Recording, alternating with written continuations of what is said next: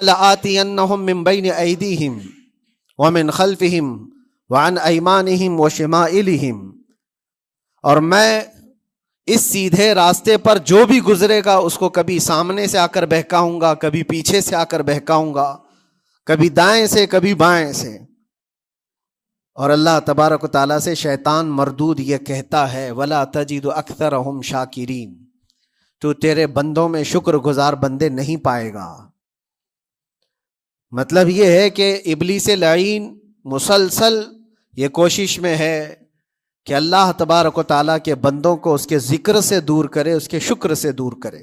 آج بھی وہ کیفیت ہم دیکھتے ہیں کہ سب سے زیادہ اللہ کے ذکر سے روکنے کے لیے جو شیطانی طاقتیں کوشش کر رہی ہیں، مگر میرے عزیزو یہ تمہارا امتحان ہے، تمہارا امتحان ایسا کہ کبھی یہ مت سمجھنا کہ تم خالی ہو، کیونکہ قرآن پاک اللہ تبارک و تعالیٰ 21ویں پارے میں فرماتا ہے احسب الناس ان یترکوا ان یقولوا آمنا وهم لا یفتنون، کیا لوگ یہ گمان کر کے بیٹھے ہیں کہ وہ ایمان لے آئے تو ہم ان کو آزمائیں گے نہیں،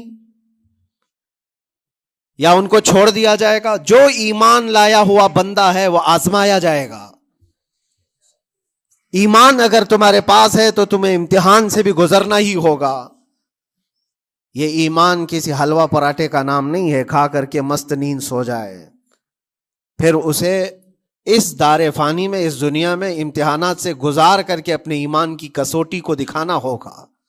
اسی لیے قرآن یہ بھی کہتا ہے کہ تمہیں کیسے کیسے آزمایا جائے گا، وَلَنَبْلُوَنَّكُمْ بِشَيْءٍ مِّنَ الْخَوْفِ وَالْجُوعِ وَنَقْصٍ مِّنَ الْأَمْوَالِ وَالْأَنفُسِ وَالثَّمَرَاتِ، ہم تمہیں آزمائیں گے کبھی بھوک سے، کھانے کی قلت سے، اور کبھی خوف سے، ڈر آئے گا تمہارے پاس، اور پھر اللہ تعالیٰ فرماتا ہے کبھی مال و دولت کی کمی سے، وَنَقْصٍ مِّنَ الْأَمْوَالِ وَالْأَنفُسِ، کبھی لوگوں کی جان چلی گئی ہو، کثرت سے تمہارے عزیز مر گئے، یہ بھی آزمائش ہے، اور پھلوں کی کمی۔ اللہ تعالیٰ فرماتا ہے یہ 5 چیزیں ہیں جو تمہاری زندگی میں آئیں گی اور تمہیں آزمایا جائے گا، اور ان کمیوں کے وقت تمہارا ایمان دیکھا جائے گا تم کیا کہتے ہو۔ اور اللہ تعالیٰ فرماتا ہے جب کبھی تمہیں بھوک سے آزمایا جائے، خوف سے، ڈر سے آزمایا جائے، اور مال کی کمی سے آزمایا جائے، امتحان لیا جائے، تو اس وقت جو بندہ یہ کہتا ہے، اللہ فرماتا ہے انا للہ و انا الیہ راجعون، اللہ تعالیٰ فرماتا ہے ان لوگوں کو یہ بشارت ہے، ان صبر کرنے والوں کو یہ بشارت ہے کہ جب ان پر مصیبت آتی ہے تو یہ کہتے ہیں ہم اللہ ہی کے ہیں اور اللہ ہی کی طرف لوٹنے والے ہیں۔ یہ مصیبت کے وقت یہ جو 5 چیزوں سے آزمایا گیا ہے، ان آزمائش کے دور پر جو بندہ اللہ تبارک و تعالیٰ کی اس عطا پر راضی رہتا ہے وہ صبر کے ساتھ نکل گیا ہے۔ آج کے دور میں بھی میرے عزیزو بے شمار جانیں ہماری درمیان سے جا رہی ہیں، آپ کو اندازہ ہے موت اتنی عام ہو گئی ہے، اتنی عام ہو گئی ہے کہ اب لوگوں کو موت پر کوئی افسوس بھی نہیں ہوتا۔ ہر دن خبریں موت کی سرخیاں چھاپتی ہیں، 100-200 کی موت کوئی معنی نہیں رکھتی۔ آج فلسطین کے نہتے بچوں میں تقریباً 45,000 لوگ سال بھر میں مر گئے۔ 45,000 کوئی تعداد ہوتی ہے کہ نہیں ہوتی؟ اتنی بڑی جانوں کا جو نقصان ہے یہ آزمائش ہے، اور یہ جانوں کے ذریعے سے آزمائش تھی۔ مال کی کمی کی آزمائش تو ایسی ہے، ملک شام، یمن، بہت سارے ایسے ٹوٹے پھوٹے علاقے، عراق، جہاں پر لوگ کھانا اور دوائیوں سے جوجھ رہے ہیں اس طرح سے کہ وہ گھاس کھانے پر مجبور ہیں۔ بہت سارے ایسے علاقے جہاں پر چھوٹے بچے پھینکے ہوئے کچرے میں سے دانے چن کر کے کھا لیا کرتے ہیں، وہ اپنے پیٹ کی اس آگ کو بجھانے کے لیے دانے دانے کے لیے ترس رہے ہیں۔ یہ بھوک کی آزمائش ہے، مال کی کمی کی آزمائش ہے، جانوں کی آزمائش ہے۔ عزیزان گرامی وقار، اور پھر خوف کے ذریعے سے جو آزمائش ہے وہ ہم دیکھ رہے ہیں آج۔ خوف ظالموں کے ذریعے سے تم پر مسلط کیا جائے گا. ہر آدمی ڈرا سہما ہوا، ہر آدمی اپنے اندر ایک ڈر لیے بیٹھا ہے کہ نکلوں گا تو کیا ہو جائے گا. ان سب کے درمیان اللہ کی بارگاہ میں سجدہ ریز ہونے کا نام ایمان ہے. سب حالات ہوں گے اس طرح سے، اور انہی حالات کے درمیان جو بندہ اپنا سر جھکاتا ہے مولا کریم کی بارگاہ میں وہ ایمان والا ہے. آؤ اگر ایمان کی کمال کی مثال دیکھنا ہے تو کربلا کے میدان میں کون کون سی آزمائشیں تھی. بھوک کی بھی آزمائش ہے، پیاس کی بھی آزمائش ہے، جان کی بھی آزمائش ہے، خوف کی بھی آزمائش ہے. سب چیزیں ایک ساتھ کربلا کے میدان میں آئی.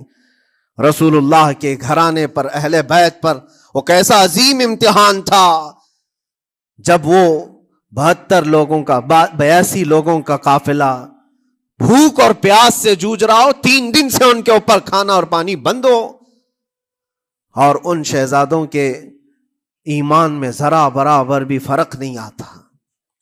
نہ ان کے ایمان میں، نہ حوصلے میں، نہ ہمت میں فرق آتا ہے. 3 دن کے بھوکے اور پیاسے باطل سے نپٹنے کے لیے کس طرح سے کمر بستہ ہے.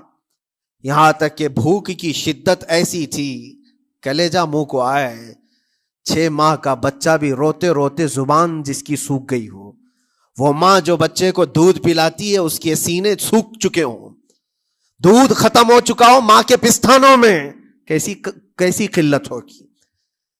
پانی کا ایک قطرہ ان کے گھر تک نہیں پہنچ پاتا. ماں اپنے بچے کو دودھ نہیں پلا سکتی تھی. اس سے زیادہ کیا آزمائش تھی. یہ بھوک اور پیاس کی آزمائش. پھر جانوں کی آزمائش تو ایسی، اللہ اکبر. 56 سال کی عمر کا وہ شہزادہ عالی وقار، سیدہ کائنات فاطمۃ الزہرا کا نور نظر، امام عالی مقام سید الشہداء امام حسین رضی اللہ تعالیٰ عنہ، جب میدان کربلا میں لاشوں کو اٹھاتے تھے، کتنی لاشیں اٹھائی، کبھی بیٹے کی، کبھی بھتیجے کی، کبھی بھانجے کی، کبھی بھائیوں کی، کبھی عزیزوں کی. میاں ہم اپنے گھر سے نکلنے والے ایک جنازے کو اٹھاتے ہیں تو 8 دن تک ہمارے اندر سے ہوش نکل جائے. کوئی اپنے بچے کو اپنے ہاتھوں سے دفن کر کے دیکھے پھر کیفیت پتہ چلتی ہے. امام حسین نے ایک نہیں اپنے لاڈلوں کی لاشیں اس طرح سمیٹی ہیں. ان کے جوان بیٹے علی اکبر کو جب شہید کر کے گھوڑے دوڑائے گئے تھے جسم کے اوپر سے، ٹکڑے الگ ہو چکے تھے، اس کو سمیٹتے ہوئے کون بیٹھا ہے؟ رسول اللہ کا نواسا. اور 6 ماہ کے بچے کو ہاتھ کے اندر ظالموں نے تیر سے ایسا مارا تھا کہ حلقوم پہ چلا گیا ہو. اور 6 ماہ کے علی اصغر کا خون جب امام حسین کے چہرے پر اچھل جاتا ہو، کسی باپ کے ہاتھ میں بیٹا وفات کر جائے اور پھر وہ لے کر کے خیمے میں آئے اور ادھر سے بلکتی ہوئی ماؤں کو اور بہنوں کو بھی دیکھے، ان میں بھی صبر کی تلقین دے. کبھی کبھار میں سوچتا ہوں اللہ یہ کیسے امتحانات سے گزرا تھا فاطمہ کا لال، کیسے امتحانات سے. بھوک اور پیاس کی شدت الگ، یہ جانوں کی شدت، جانوں کے جانے کا غم الگ، عزیزوں کی لاشوں کو اٹھانے کا بوجھ الگ. پھر اس پر 22,000 کا لشکر جرار سامنے، اس کا خوف لوگوں کے اوپر ڈالا جا رہا ہے. عزیزان گرامی وقار، یہ سب چیزیں کیا امام حسین کے قدموں کو ڈگمگا گئیں؟ کیا ان کے خاندان والوں کو بکنے پر مجبور کر دی؟ کیا انہوں نے سمجھوتے کر کے اپنا سب کچھ بیچ ڈالا؟ ایک خیمے کا بچہ بھی، خیمے کا ایک بچہ بھی امام حسین کا نکل کر کے آیا ہو تو مجھے تاریخ بتا دو. بلکہ تاریخ تو آج یہ کہتی ہے سر داد نہ داد دست در دست یزید حقا کے بنا لا الہ است حسین. سر دے دیا مگر ہاتھ یزید کے ہاتھ میں نہیں دیا. حق تو یہ ہے کہ لا الہ کی جڑ کا نام حسین ہے. آج وہ امتحان قیامت تک کی تمہارے ساتھ ہوتا رہے گا، قیامت تک تمہارے ساتھ یہ آزمائش ہوتی رہے گی، کبھی بھوک سے، کبھی ڈر سے، کبھی جانوں کے نقصان سے. لیکن پھر تمہیں دیکھا جائے گا تم بکتے کتنے ہو، نکلتے کتنے ہو، ہواؤں کے پجاری کتنے ہیں، خواہشات نفس کو ماننے والے کتنے ہیں، اپنے کمفرٹ زون میں جینے کے لیے ایمان کا سودا کرنے والے لوگ کتنے ہیں. یہ آزمائش ہوتی رہے گی میرے عزیزوں. ایمان اس کا نام نہیں ہے کہ تم گھر میں آرام سے بیٹھے رہو گے اور کوئی امتحان نہیں ہوگا. امتحان تو ہوگا, آزمائش تو ہوگی. آج جو بھی حالات ہیں اس پر میں یہی کہوں گا, ایک بات ہو سکتا ہے کروڑوں مسلمانوں کے دلوں میں آج یہ نروس پن آئے, اتنے برے حالات ہوتے ہیں, اللہ ہمارے ساتھ ہے یا نہیں؟ اللہ ہمارے ساتھ ہے یا نہیں؟ ایمان ہمارا صحیح ہے یا نہیں؟ اسلام صحیح ہے یا نہیں؟ یہ شک بھی شیطان تمہارے دل میں ڈالتا ہے. کبھی تمہارے اوپر مصیبتوں کے پہاڑ ٹوٹ جائیں تو شک ڈالتا ہے شیطان تاکہ تمہارا ایمان ڈگمگا جائے. میرے عزیزو, مسلمان ہونے کا مطلب یہ نہیں ہے کہ تم صرف محلات میں جیو گے اور تخت و تاج کے مالک ہی رہو گے, ایسا نہیں ہے. ایمان والوں کو احد میں 70 جانیں بھی دینی پڑی ہے.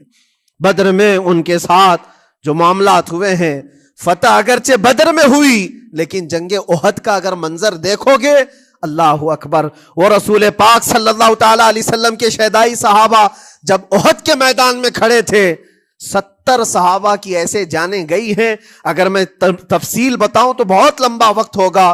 ایک صحابی ہیں حضرت انس بن نزیر, پورے جسم میں ایک انگلی کے علاوہ کچھ نہیں ملا, کچھ نہیں ملا. شہادت کی ایک انگلی سے ان کو پہچانا گیا. حضرت سعد بن ربیع, یہ ایسے صحابی ہیں جن کا پیٹ پورا پھاڑ دیا گیا تھا اور 12 نیزے مارے گئے تھے. وہ سید الشہداء امیر حمزہ بھی تو اسی احد کے میدان میں شہید ہوئے, جن کو بھالے سے مارا گیا اور چیر کر کے ان کا کلیجہ چبایا گیا تھا. عبداللہ بن جہش اسی میدان میں انتقال کیے ہیں, جن کے جسم کے 80 ٹکڑے کر دیے گئے تھے اور ہر ٹکڑے کا ہار بنا کر ظالموں نے پہنا تھا, ہار بنا لیا تھا جسموں کے. یہ سارے منظر احد کے میدان میں ہوئے. اور کون سے ایمان والے؟ وہ رسول اللہ کی اقتداء میں نماز پڑھنے والے, حضور پاک کے چہرے انور کو دیکھنے والے. جب ان کے ساتھ یہ آزمائشیں ہو سکتی ہیں تو ہم کون سی گاجر مولی ہیں؟ ہمارے ساتھ بھی آزمائشیں ہوں گی. جس کا جیسا ایمان ہوگا ویسا وہ امتحان بھی دے گا, اسی امتحان سے وہ گزارا جائے گا. مگر میں آج کروڑوں مسلمانوں کے دلوں کے بارے میں یہ بات کہنا چاہتا ہوں کہ اگر نروس پن ہے کہ یہ حالات ایسے کیوں ہیں, حالات ہر زمانے میں ہوتے رہیں گے. ستیزہ کار رہا ہے ازل سے تا امروز, شرار ابو لہبی سے چراغ مصطفی. ہماری تاریخ ہے, یہ تاریخ ہے میرے عزیزو. اللہ تعالیٰ قرآن میں فرماتا ہے تلک الایام نداولها بین الناس, یہ دن ہیں جو ہم لوگوں کے درمیان پلٹتے رہتے ہیں. کبھی تم بادشاہ بنو گے, کبھی فقیر بن جاؤ گے. اور آج جو تخت پر ہیں ہو سکتا ہے وہ کل ڈگر ڈگر گھوم رہے ہوں. آج جن کو طاقت کا نشہ ہے ہو سکتا ہے وہ بھیک مانگنے پر بھی مجبور ہو جائے. لیکن ایک بات یاد رکھنا, نروس پن اپنے دل میں آنے نہ پائے. ان حالات سے دیکھ کر کے گھبرا نہ جانا. ایمان تمہارا سچا ہے, اللہ کل بھی تمہارے ساتھ, آج بھی تمہارے ساتھ. بس تمہاری عبادت میں فرق آنے نہ پائے, تمہارے سجدوں میں کمی ہونے نہ پائے, تمہارے ایمان میں تزلزل آنے نہ پائے. اللہ ایک ہے تو ایک ہے, اللہ سچا ہے تو سچا ہے. میں نے اللہ کو نہیں دیکھا لیکن اللہ پر ایمان ضرور ہے. یہ یقین اور یہ عقیدہ تمہارا مضبوط رہے. ہاں ہمیں معلوم ہے, کچھ لوگ ہم سے پوچھتے بھی ہیں, اللہ تبارک و تعالیٰ پوری کائنات کا مالک جس نے ہر چیز پیدا کیا اور اس کی عبادت کرنے والے ہو آپ, لیکن پھر اسی اللہ رب العزت کی یہ مسجدیں کیوں ڈھائی گئی, کیوں مسجدوں کو ختم کیا جا رہا ہے؟ اللہ کے ذکر کو روکنے کے لیے طاقتیں پوری مسجدوں کو ڈھانے کی کیوں بات کرتی ہیں, پھر اللہ کچھ کیوں نہیں فرماتا؟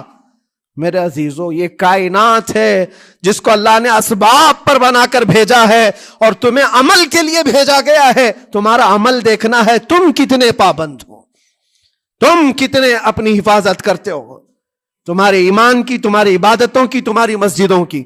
تم مسجدیں خالی کر کے گھوم رہے ہو, فجر کی نماز میں اپنے گھروں پر سوئے ہو اور پھر اللہ کے گھروں کی حفاظت کی بات کر رہے ہو کہ مسجدیں ڈھائی جا رہی ہیں, مسجدوں پر آکرمن ہوتا ہے. یہ ساری باتیں کیوں؟ تم جب ان صفوں کو خالی کر دو گے, یہ مسجدیں چیخ چیخ کر پکارتی ہیں اللہ کی بارگاہ میں.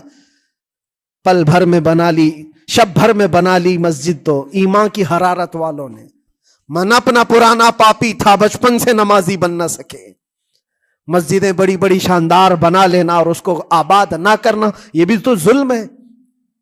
آپ ان مسجدوں کی حفاظت کی جو بات کر رہے ہیں، ان مسجدوں کی حفاظت صرف کمیٹیاں بنانے سے نہیں ہوتی، نمازوں سے ہوتی ہے، اس کے اندر تلاوت قرآن سے ہوتی ہے عزیزان گرامی۔ اور پھر یہ بات ان ظالموں کے لیے کہ اگر وہ ہاتھ لگا کر مسجدوں کو اٹھانا پھینکنا اس کو اپنی طاقت کا ذریعہ سمجھتے ہیں تو سمجھ لو تھوڑے دن کی بات ہے۔ اگر اسی کا نام طاقت ہے کہ عبادت گاہوں کو مسمار کر کے طاقت کے تخت کو بٹھایا جائے تو یاد رکھنا بڑھتے بڑھتے بڑھتے تمہارا نشہ کہیں تمہیں فرعون نہ بنا دے، اور اگر فرعون بن گئے تو انتظار کرو، اللہ تعالیٰ بڑے بڑے فرعونوں کو صرف پانی سے ہلاک کرتا ہے، بہت بڑے بڑے نمرودوں کو اللہ تعالیٰ مچھر سے ہلاک کرتا ہے۔ وہ ابرہہ بھی تو آیا تھا جو کعبہ ڈھانے کے لیے آیا تھا، ہاتھیوں کا لشکر لے کر آیا تھا، جس کا ذکر قرآن پاک میں الم تر کیف فعل ربک باصحاب الفیل، اے محبوب کیا آپ نے نہیں دیکھا ہاتھی والوں کے ساتھ اللہ نے کیا معاملہ کیا؟ پورا ہاتھیوں کی فوج لے کر آیا تھا کعبے کو ڈھانے کے لیے، ہوا کیا؟ کعبہ کو ڈھانے کے لیے اتنی خطرناک فوج تھی اور مکہ والوں میں لڑنے کی اتنی طاقت نہیں تھی۔ اللہ کریم نے ابابیل چڑیوں کی ایک فوج کو بھیجا، ہاتھی کہاں اور چڑیا کہاں؟ کوئی مقابلہ ہوتا ہے؟ کوئی مقابلہ ہے؟ تصور میں نہیں آتا، لیکن رب تبارک و تعالیٰ کا ایک دستور ہے، بڑی بڑی طاقتوں کو چھوٹی طاقتوں سے ہلاک کرتا ہے۔ چھوٹی چھوٹی سی چڑیاں ایک ہاتھ میں تمہارے آ جائیں، ایک چونچ میں اور دو پاؤں میں کنکریاں لے کر آتی تھی، اوپر سے صرف وہ کنکریاں گراتی، ہاتھیوں کے پیٹ پھٹ جاتے اور آگ لگ جاتی تھی۔ اللہ تبارک و تعالیٰ کی طاقت کا یہ مشاہدہ، قوت کا ایک ہلکا سا اظہار جو مکہ کی ان وادیوں میں ہوا منا، اور اللہ تعالیٰ فرماتا ہے فَجَعَلَهُمْ كَعَصْفٍ مَأْكُولٍ، اللہ نے ان کو ایسا کر دیا جیسے کھائی ہوئی مرغی ہوتی ہے، نوچ نوچ کر کے کھا کر چھوڑی ہوئی مرغی ہو، پوری فوج کی حالت ایسی ہو گئی تھی۔ کعبہ مکرمہ کو ڈھانے کے لیے آئے، تب اللہ تبارک و تعالی ظالموں کو کس طرح سے نیست و نابود فرمایا۔ ہمیں یقین ہے میرے عزیزوں، اللہ تبارک و تعالی وہ ابابیل بھیجنے والا مولا آج بھی زندہ اور ہمیشہ زندہ رہے گا۔ وہ حی اور قیوم ہے، ہمیشہ سے زندہ ہے اور ہمیشہ زندہ رہے گا، لیکن تمہارا امتحان ہوتا رہے گا، تمہارا امتحان ہوتا رہے گا۔ اللہ کے نبی صلی اللہ تعالی علیہ وسلم کے لیے مدد آئی ہے تو اس کا مطلب یہ نہیں ہے کہ وہ صرف بیٹھ کر کے مدینے میں دعائیں کرتے تھے، نہیں، عمل کے میدان میں اترے بھی ہیں۔ صحابہ نے بھوک اور پیاس برداشت کی ہے، کتنے کتنے دنوں تک وہ ایک کھجور پر پورا دن گزارتے تھے، پیوند لگے کپڑے۔ حضرت ابو ہریرہ فرماتے ہیں ہم تو ایک جنگ سے ایسے واپس آئے تھے کہ ہمارے پاؤں کے پورے ناخن اکھڑ گئے تھے، پاؤں کے ناخن اکھڑ گئے۔ خندق کے میدان میں خود نبی پاک صلی اللہ علیہ وسلم اپنے ہاتھوں سے خندق کھودتے رہے، اور پیٹ پر پتھر باندھنا، یہ سب مشقتیں، سٹرگل کیا ہے، پھر اللہ سے یہ دعا کیا مولا تو اپنی مدد بھیج دے، تو اپنے رحم و کرم کی بارشیں برسا۔ اور ہم یہاں مست کھا پی کر کے پھر دعا کرتے ہیں مدد آ جائے۔ تم نے محنت کون سی کی، کون سی مشقت کی؟ میرے عزیزو، اگر محنت و مشقت میدان میں اتر کر کرنے کا موقع نہیں ہے تو عبادتیں تو کرو اپنی پوری، اپنی نمازیں تو کمپلیٹ کر لو اور اللہ کو راضی کرو۔ اپنے گناہوں سے اگر وہ غضبناک ہے تو توبہ کرو۔ اور جاتے جاتے یہ بات بھی میں عرض کروں گا کہ آج جن لوگوں کو ایسا لگتا ہے کہ یہ کھیل تماشا ہے، ایک بات یاد رکھنا، کسی مسجد کے ختم ہو جانے سے یا مومن کے کسی کے ہار جانے سے ایمان کبھی ہارتا نہیں ہے، ایمان ہمیشہ جیتتا ہے۔ تھوڑی دیر کی تکلیف تو مومن کو ہو سکتی ہے، لیکن اس کے ساتھ ایمان ہے تو ہمیشہ سر بلند ہے۔ اس سے بڑی کوئی کامیابی کیا ہے؟ ہم نے دیکھا ہے کربلا کی تاریخ میں جیتا کون ہے؟ دنیا کی نظر میں، اس وقت کی میڈیا کی نظر میں، اس وقت کے جو کتے ہوں گے ان کی نظر میں یزید جیتا ہوگا، لیکن قیامت تک ہر مومن کہتا ہے بادشاہ است حسین، بادشاہ است حسین۔ ایمان کی جیت ہمیشہ ہے، اگرچہ وہ ٹکڑوں میں بدل جائے، اگرچہ وہ 1000 ٹکڑوں میں ہو جائے۔ آج بھی پھریرا لہرا رہا ہے تو حسین اعظم کا لہرا رہا ہے۔ اسی لیے یاد رکھو، صرف تخت پہ چڑھ کر بیٹھنے کا نام جیت نہیں ہے۔ ابھی الیکشن بھی گزرا، کچھ لوگ نروس ہوں گے کہ ہم ہار گئے۔ اگر وہ ایمان والے ہیں، سچے ایمان والے ہیں، تو انہیں یاد رکھنا چاہیے جیت اور ہار صرف تخت حاصل کرنے کا نام نہیں ہے، دلوں پر حکومت کرنے کا نام جیت ہے۔ اور آج 800 سال گزر گئے، ہند الولی سلطان الاولیاء غریب نواز کی حکومت ہم سب پر قائم ہے۔ کس بات کی حکومت ہے یہ دلوں کی حکومت ہے۔ اور وہاں جو ہاتھ لگانے کی کوشش کر رہا ہے وہ اپنے ہاتھوں کو بچا لے، آگ تمہارا انتظار کر رہی ہے، آگ تمہارا انتظار کر رہی ہے۔ اس لیے کہ اللہ فرماتا ہے من عادی لی ولیا فقد آذنتہ بالحرب، جس نے میرے ولی سے دشمنی کی میں اس کو اپنے ساتھ جنگ کا اعلان کرتا ہوں۔ اور اب تعالیٰ سے جنگ کرنے کے لیے تیار ہو؟ اللہ کے ولی سے مقابلہ کرنا چاہتے ہو؟ اللہ کے ولی کو چھونا چاہتے ہو؟ رب تعالیٰ فرماتا ہے جو اللہ کے ولی سے دشمنی کرتا ہے اسے میں اپنے ساتھ جنگ کا اعلان کرتا ہوں۔ ہے کسی کی ہمت و طاقت اللہ سے جنگ کرنے کی؟ تو جو یہ چاہتے ہیں کیڑے مکڑوں کی موت مرو گے، اس سے بھی خطرناک ذلیل ہو کر مر جاؤ گے۔ اجمیر معلیٰ یہ صرف اور صرف ایک دھرتی کا نام نہیں ہے، اللہ کے ولی کی آباد کی ہوئی مقدس زمین ہے۔